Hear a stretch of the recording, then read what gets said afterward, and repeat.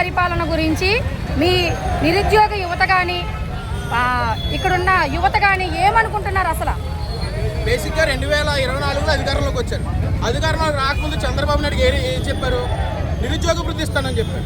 నిరుద్యోగ వృత్తి 2014లో కూడా హామీ ఇచ్చి ఆఖరి సంవత్సరంలో చంద్రబాబు నాయుడు గారు తూతు మంత్రంగా ఆ రోజు నిరుద్యోగ వృత్తి ఇచ్చాడు. ఈవేళ వరకు కూడా చంద్రబాబు నాయుడు గారు ఉద్యోగాలు లేని వాళ్ళకి ఎవరికైనా నిరుద్యోగ వృత్తి ఇచ్చారా?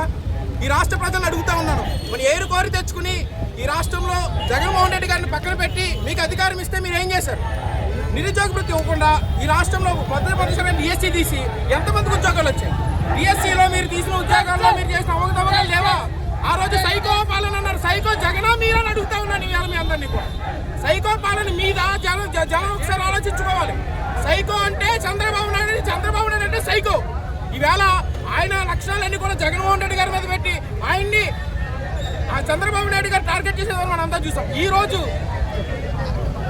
చూస్తే ఈవేళ డిఎస్సి పరీక్షలు రాసిన వాళ్ళు ఒక పక్క ఒక లిస్ట్ అయితే చంద్రబాబు నాయుడు గారి టేబుల్ మీద ఇంకొక లిస్టు. ప్యాకాట్ రాయిలకి అంటే స్పోర్ట్స్ కోట అంటే కబడ్డీ, క్రికెట్, వాలీబాల్, చెట్లు అనుకున్నాం. స్పోర్ట్స్ కోట అంటే కోడి పందాలు, ప్యాకాట, గుండాట సంబంధించి